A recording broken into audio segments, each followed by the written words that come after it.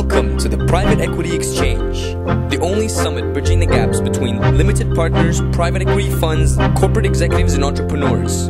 With over 1,000 delegates, the Private Equity Exchange is the only venue where LPs, private equity firms, corporate executives, and entrepreneurs meet.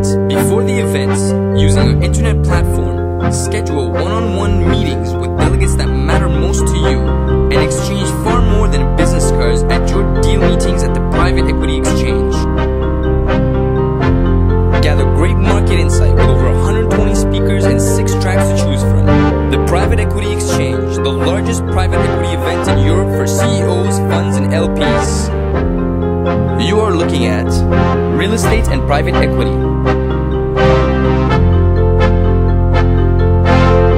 Introducing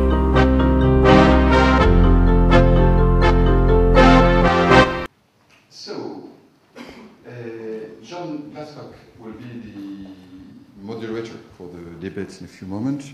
I've been asked to introduce the day along which good professionals will tackle with all the main issues about real estate finance. For me, first, just a word on IEIF. This is an independent research company which has 2 functions. First, it's a center of analysis and forecasts for property markets, housing, commercial, which means office, retail, and so on. And second, it's the source of real estate funds that are open to retail investors. For France, it's SCPI, and in the next future, OPCI, SIC, listed property companies, real estate mutual funds or unit trusts, and in Europe, the same.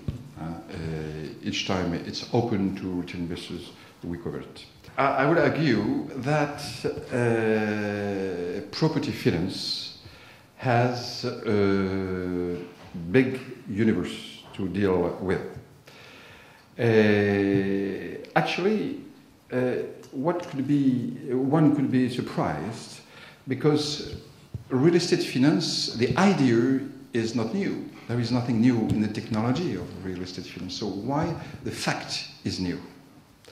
And we could do a second step and see that, state that for the importance of finance in today's economics, it's roughly the same. I mean, the idea, the techniques of finance are not so new, but the fact of the importance of finance is new.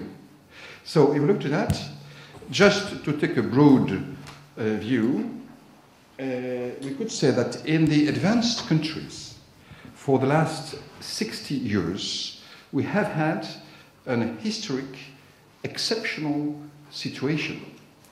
And we could say extraordinarily new, with many specific inventions, which means no war, first, in those countries. On the 2 sides, outside, I would say, of life, which is in the beginning and the end, lowering of mortality, which means, of course, growth of population, and with the growth of population, the growth of labor force, in a magnitude that has never happened to such a rate in any period of history. That's the main point. Of course, with the technical improvement, a fantastic elevation of life standards, and last point, it's one thing to live longer, it's another thing to know that one will live longer.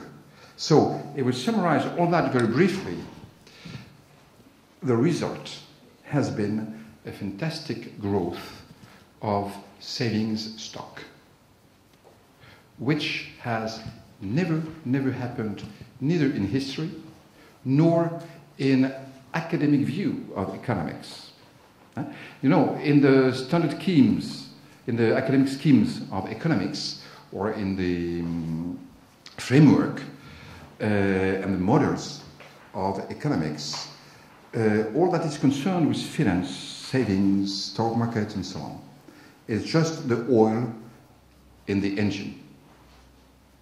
And in fact, one could say that the engine is overwhelmed today by its oil, which has several consequences. First, the figures are rarely quoted. And the second is we talk of a bubble, but maybe it's not a bubble. Here are the figures. This constitution of a stock of savings has gone to 100% of the GDP in 1995, which is incredible and which actually is very difficult for analysis of economy, of traditional analysis of economy. Well, then we went up. The 40,000, I put it myself because the OECD, so mainly Europe, North America, continental Europe, Britain, North America, and Japan. The OECD has done some very close surveys for the preceding years, but has not yet put up to date its figures. So it could be $40,000 billion, or it could be $45,000 billion. Anyway, if you consider that in those figures, according to OECD research, there is maximum 4 or 5% into real estate. And when we consider that we usually talk about 10% at least in asset allocation toward real estate, this means fantastic figures of money arriving into the field of real estate. And that's the matter of a big bowl. You get close to a little glass of water. Because if you take 5% here, you have $2,000 billion. If you look to the real estate markets, where are the content? So that's the first point, which is money is arriving towards property in a magnitude that is not strictly related to the dimension of the real estate market. The second point is, of course, the issue about either too much liquidity. Are we confronted with the financial bubble and all the debates, about economics? The fact I wanted to point out is, markedly, there is a structural stock of savings, but the investors who are a new player in the economic games and the other actors of economies are going in practice far ahead of theories and, let's say, academic schemes and models about economy. So that was important to point it out. So, investor is a new game and is a new player in the economics, and the amount of money which made it, this player, gives an apparency of what is happening. The apparency of what is happening, seen from real estate, is that traditionally there were two markets making prices, level of rents, ups and downs, uptrends and downtrends and so on, which was the use market and the construction, building market. And for that, let's say that economic theories are very, very accurate and, let's say, strong. But now there is a new player who is an investor. So you had building markets, what we'd say, when there is supply and demand for buildings, which was the realm of this game between use and construction.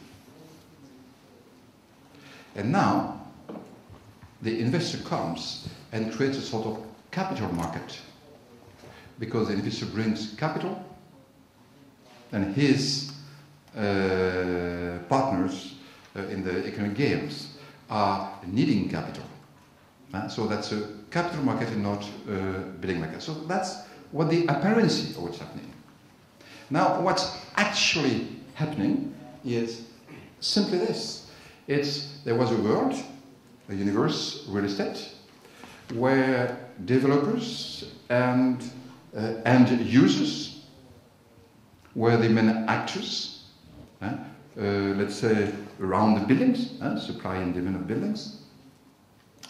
And now the asset allocation universe, those $40,000 billion we've seen a few moments ago, the asset allocation universe is just invading the real estate universe.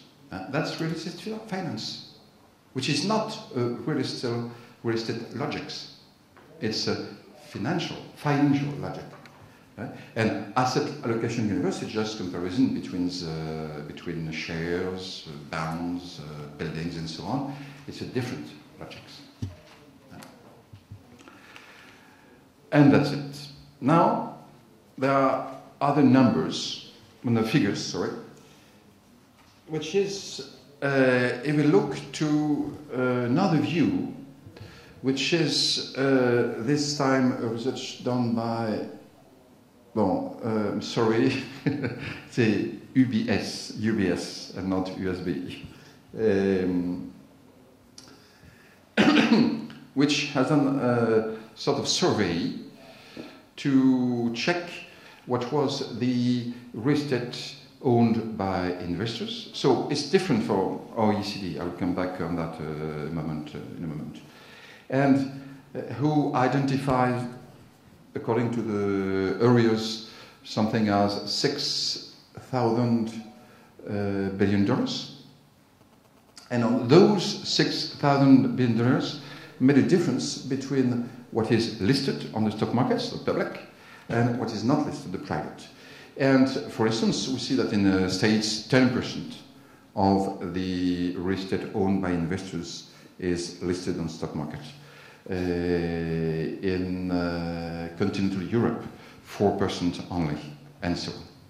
So there's one thing that appears from that is that even if, there are two movements that are going to happen. First, all that is listed, public, will of course grow, but there is anyway a big proportion into the non-listed that can be revisited by a financial approach. So that's a big space for real estate finance. That's the first point. And the second point is the $40,000 billion I talked a few moments ago are expanding. So even the basis of those amounts are expanding. Last point, the figures by UBS are not fitting very well with the numbers by OECD. That's another problem. If on such important thing than real estate owned by institutional investors, there is such a difficulty to have the right numbers, that means that we are just at the beginning of this financial approach and financial wave.